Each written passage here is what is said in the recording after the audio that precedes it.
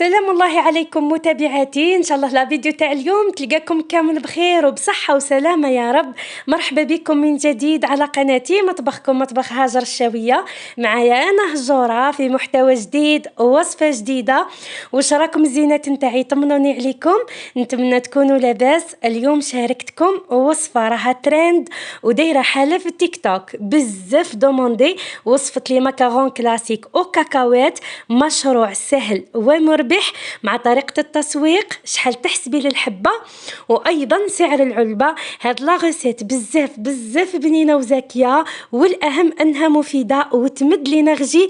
راح تجربوها اكيد وتدعيوا لي. مازالوا الكثير من الوصفات، اذا حبيتي حبيبتي تستفادي ويلحقك الجديد ما عليك غير ديري لي ابوني وتفعلي الجرس وتبارطاجي لي لا فيديو وتخلي لي كومونتير جميل كيما نتيا. بلا ما نطول عليكم نخليكم على تتمة الفيديو، فرجة ممتعة. نقولوا بسم الله. حبيبات هجورة، نبداو في لا فيديو تاعنا لنهار اليوم. لا يطيب الكلام الا بعد الصلاة والسلام على خير الانام.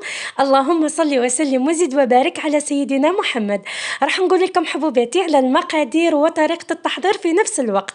هنا اول حاجة راح نحتاجوها في وصفتنا، راح نحتاجو السكر كريستاليزي. يعني في هذا الوصفة رانا ما نستعملوش سكر غلاس. راح نحتاجو من 300 غرام حتى ل 500 غرام تاع سكر غلاس. انا هنا راح نخدم بكيلو نتاع كاوكاو. يعني حبيبتي القاعده تقول في هذه الوصفه الكل كيلو كاوكاو نصف كميه الكاوكاو هي كميه السكر. يعني اذا استعملتي كيلو تاع كاوكاو راح ديري 500 غرام سكر، واذا درتي 500 غرام تاع كاوكاو راح ديري 250 غرام تاع سكر. هنا اول حاجه لازم ترحي السكر تاعك تري بيان في الاشواخ. هذه المرحله مهمه باش السكر تاعك من بعد ما يقعدش في هذيك الحلوه تحسيلو كي تاكليها ويتعسل معاك. يعني راح يذوب هذاك السكر كامل كي ترحيه. هنا عندي كيلو تاع كاوكاو، كنت شريته بقشورو. يعني الوصفه راهي بالكاوكاو اللي بالقشور. انت حبيبتي اذا حبيتي ديري كاوكاو بلا قشور عادي جدا تقدري تخدمي به. عندي الزينات نتاعي كيلو تاع كاوكاو. هنا حمصته، النوعيه تاعو جيده. هذا الكاوكاو الاحمر السعر تاعو دار 48,000. راح نحمصو، ما تحمصوش بزاف يعني حتى يفقد هذيك البنه تاعو. يعني حمصو حوالي 10 دقائق في الفرن يكون مشاعل من الفوق ومن التحت. من بعد راح تجيبيه وهو سخون، يعني خليه يدفى شويه باش ما يفزدش معاك هذاك الاشواخ. وراح نرحيوه. في الوصفه الاصليه لازم يكون الكاوكاو تاعك مرحي مليح، لكن حبوباتي في لا كوموند نتاع اليوم ولاتو ما حبتش الكاوكاو يكون مرحي بزاف. حبت تحس بهذاك الكاوكاو كيما النوغا، كيما هذيك الكاوكاويه اللي ناكلوها في رمضان. راح تحسي بالكاوكاو في فمك. تقدري يعني ترحيه بزاف وتقدري تخليه متوسط. هنا نرحي كامل هذيك الكميه تاع الكاوكاو. راح نعطيكم الوصفه كيما خدمتها بالكاوكاو الاحمر وكما خدمتها بالكاوكاو الابيض عادي. يعني تعطيكم نفس النتيجه نفس الذوق، فقط الاختلاف في اللون نتاع لي ماكارون تاعكم. نرحي كامل هذيك لا كونتيتي نتاع الكاوكاو. تقدروا في هذه المرحله تعاودوا ترحيو هذاك السكر مع الكاوكاو اذا شفتوه ما ترحالكمش مليح. يعني اذا الاشواخ تاعكم ما رحالكمش الكاوكاو زيدوا رحيوه مع الكاوكاو، هكا راح تضمنوا انه ترحى تري بيان. كيما تشوفوا حبوباتي هنا راه ترحى معايا الكاوكاو، تحصلت عليه متوسط ما شاء الله عليه واللون تاعو هايل. وديما اختاروا الكاوكاو اللي تكون النوعيه تاعو جيده، راهو يلعب دور كبير في البنه تاع الحلويات سواء في الكعكات ولا في البقلاوه. يعني اذا شريتي كاوكاو تاعك يكون قديم في المحل ولا يكون لا كاليتي تاعو مش مليحه ماهوش راح يعطيك النتيجه المرضيه اللي تحوسي عليها. هنا حبوباتي كيما تشوفوا راني نرحي في الكاوكاو تاعي غير بشويه هكا باش نحافظ على الاشواخ تاعي. رحيت كامل هذيك لا كونتيتي الكيلو نتاع الكاوكاو. في هذه الوصفه راح نحتاجوا الثلاث مكونات فقط. نحتاجوا للكاوكاو، عندنا سكر كريستاليزي وعندنا بياض البيض. باقي هذوك المنكهات تقدروا تضيفوهم وتقدروا لا. هنا كما قلت لكم عندي كيلو نتاع كاوكاو، حطيت له 350 غرام سكر. يعني الوصفه راهي 500 غرام سكر. يعني وصاحبه الطلبيه ما حبتش السكر بزاف على جال اولادها، قالت لي ديري هجوره ديري غير 300 ولا 350 غرام سكر فقط.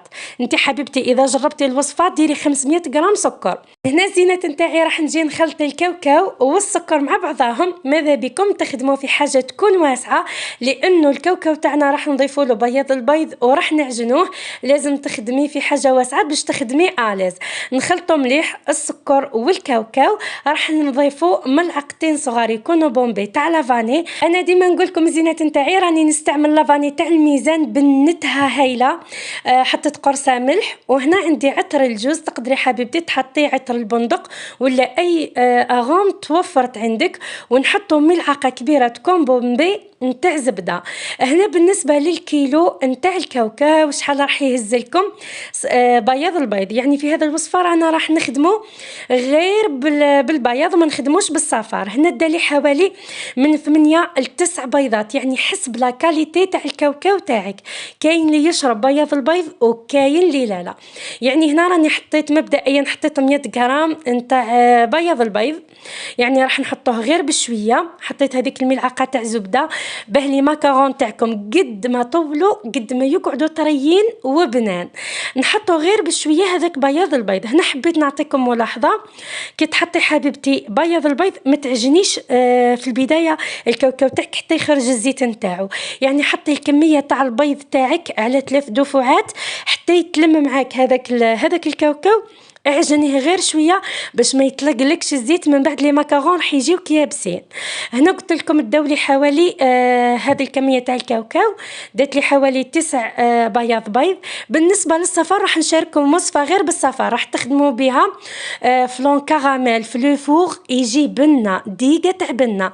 يعني وكاين بزاف وصفات بصفار البيض. انت حبيبتي لازم تكوني اقتصاديه باش تخرجي الوصفات نتاعك بلا ما تخسري. هنا راني حطيت بياض البيض، نلم هذاك الكاوكاو غير بشويه حتى ينطم معايا. لازم هذا لو ميلانج اللي خدمناه نتاع السكر والكاوكاو يبات ليله كامله. يعني حبيبتي راح تخدميه ليله مقبل كيما نخدموا لاباط هذيك تاع اللوز تاع شبح الصفراء. يا اخي لازم نبيتوا اللوز والكاوكاو، نبيتوهم باش يتعسل معنا هذاك السكر. ديما في الوصفات اللي نستعملوا فيها السكر كريستاليزي لازم الحشو تاعنا يبات باش يتعسل معنا السكر وتجينا الحلوه بنينه. هنا قسمت الحشو تاعي على 2، حطيته في بابي فيلم، غطيته بسيرفيات وخليته ليله كامله. كما تشوفوا بعد مرور ليله راح يولي الحشو تاعكم بزاف طري، راح تلقاو هذاك السكر تعسل. هنا راح نجي نوزن لي ماكارون تاعي، راح نقول لكم على الوزن. يعني انا هنا وزنت حسب طلب الزبونه، يعني حبه الوزن تاع الحبه نتاع لي ماكارون 25 غرام، تتباع في المحلات اللي سعر الحبه تاعها 1000 فرنك، هذيك الوزن تاعها 10 غرام. يعني هنا راني وزنتها 25 غرام. راح نقول لكم في نهايه الفيديو على سعر الحبه شحال تحسبوها. هنا الزينه تاعي كما تشوفوا الوصفه راهي سهله ما فيها حتى حاجه، مجرد انك تخلطي الكاوكاو والسكر تخليهم يباتوا يتعسلوا. تجي توزني لي ماكارون تاعك تحطيهم في سنيوه تكون مفروشه بالبابي كويسون وتطيبيهم مده 10 دقائق قيس ما ينشفوا من الاسفل ومن الاعلى فقط، وتخرجيهم. اذا كانوا هما باردين تعسليهم بالعسيله سخونه، واذا كانوا هما سخونين تعسليهم بالعسيله بارده، وتتحصلي على اروع ماكارون خاصه للاطفال. بزاف بنان.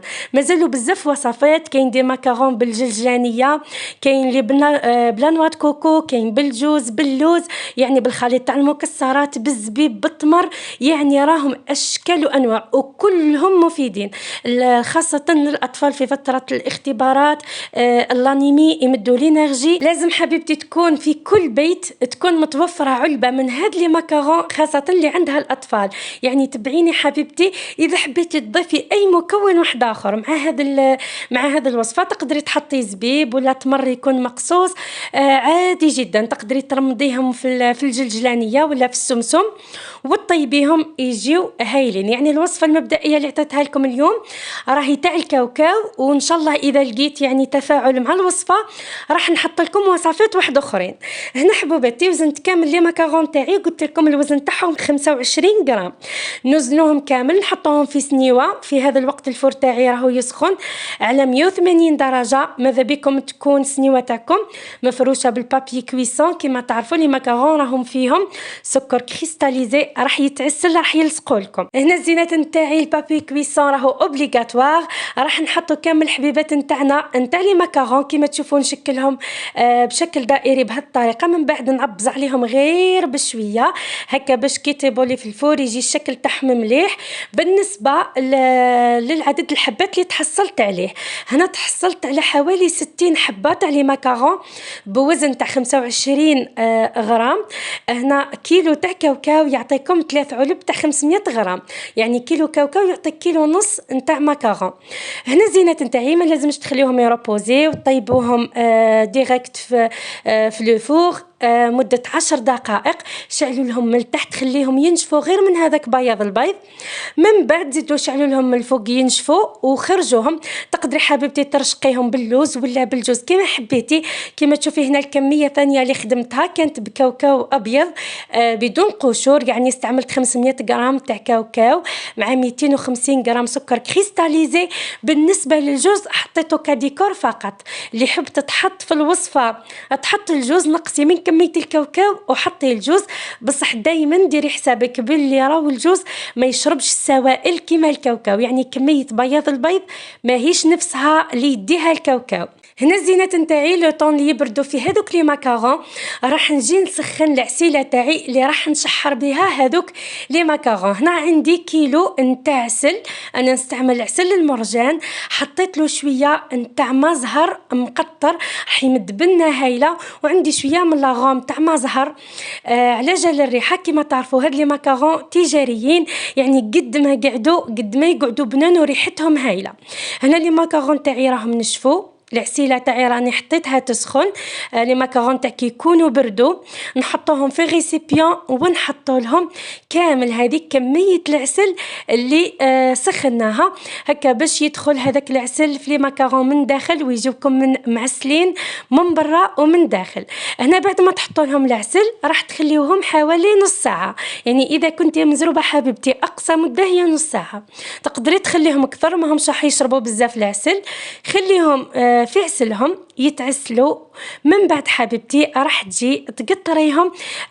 قلت لكم تحبوا تزينوهم كما حبيتوا ترمضوهم في الجلجلانيه، ترشقوهم بالكاوكاو بالجوز باللوز كيما بغيتوا. يعني حبوباتي انا راني نخدم الطلبيات نتاع زبوناتي كيما يطلبوهم هما. كيما تشوفوا راهم ما شربوليش بزاف العسل، راح نحطهم يستقطروا في كاس. من بعد راح نجيب العلب نوزع فيها هذوك لي ماكارون ونوزنهم. راح نطيب لا كونتيتي الدوزيام اللي رشقتهم بالجوز، جاو يهبلوا ثاني وبزاف بنان. صدقوني قد ما تاكلوا منهم هاد لي ماكارون ما تشبعوهمش، خاصه للاطفال بزاف بنان وهايلين. نتمنى تجربوهم. راح نقسم معكم حبوباتي حبيبه، راح تشوفوا كيفاه يجيوكم معلكين ومعسلين. صدقوني هايلين في البنه. هذا الوصفه بالتحديد من الوصفات اللي ما تحقروهاش وجربوها حتى وانكم خدمتوا كونتيتي صغيره، يعني مجرد كاوكاو وسكر وبياض البيض وانت فرحتي وليداتك. انا راح نخليهم يستقطروا مليح، من بعد راح نجي نحطهم في لي بواط. هذوني ماكارون اللي زينتهم بالجوز جاو ما شاء الله في البنه. هنا راح نجيب العلب تاع 500 غرام، راح نحط فيها يعني كل علبه راح تهز حوالي من 18 حتى ل 20 حبه، يعني والحبه السعر تاعها كي تبيعيها بالحبه تحسبيها ب 3000 بالكاوكاو. اذا حطيتي مكسرات واحده اخرين احسبي السلعه تاعك حبيبتي وضربيهم في 2 وقسميهم على عدد الحبات اللي تحصلتي عليه. راني قسمت معكم حبه جاو يهبلوا. وزعت كامل هذوك لي ماكارون في العلب. بالنسبه لهذوك لي ستيكرز اللي انا ديما نخدم بهم سواء في لاباط فايتي ولا في الحلويات اللي نخدمهم للمحلات، راني نخدمهم عند الاخت زينب عماري. تلقاو الصفحه تاعها هنايا في صندوق الوصف. خدمتها ما شاء الله لي بري تاعها هايلين، يعني جامي لا ردتني مام تكون عندها لا شارج هكاك حبيبتي تخدم لي واش حبيت وفي وقت وجيز. قلت حبيبتي ربي يعطيك صحتك وربي يبارك لك في رزقك، شكرا وبارك الله فيك. هذو تاع الكاوكاو اللي قلت لكم خدمتهم بالكاوكاو الاحمر، راني زدت رشقتهم بحبه تاع كاوكاو جاو يهبلوا بزاف بنان، يعني مع فنجان تاع تاي بنه ما نحكي لكمش. هذا العلب حبوباتي تقدروا تسوقوهم للمحلات اللي يبيعوا مواد الغذائيه، تقدروا تسوقوهم للمحلات اللي يبيعوا الشاي مولاي اللي يبيعوا الزلابيه، يعني تتعاملي مع محل ولا اثنين، تحسبي له لا كونتيتي يعني اللي خدمتيها، تنقصي له فيها في البخي وتتعاملي معاه هكا حبيبتي، راح تستفادي من مشروعك. هنا قلت لكم سعر العلبه هذو اللي مخدومين بالكاوكاو والديكور تاعهم بالكاوكاو، سعر العلبه 65000 والديكور تاعهم جوز العلبه 75000. قلت لكم فيها من 18 ل 20 حبه. ان شاء الله حبوباتي تكونوا استفدتوا من لا فيديو تاع نهار اليوم. اذا حبيتوا تشوفوا وصفات مع هجوره ما عليكم غير تخليوها لي في كومونتير. للطلب والاستفسار راسلوني عبر بريد صفحتي على الفيسبوك مطبخ هاجر شاويه. هجوره ترحب بكم، نقول لكم الزينات نتاعي تهلاو لي بزاف في روحكم. هجوره تحبكم والسلام عليكم.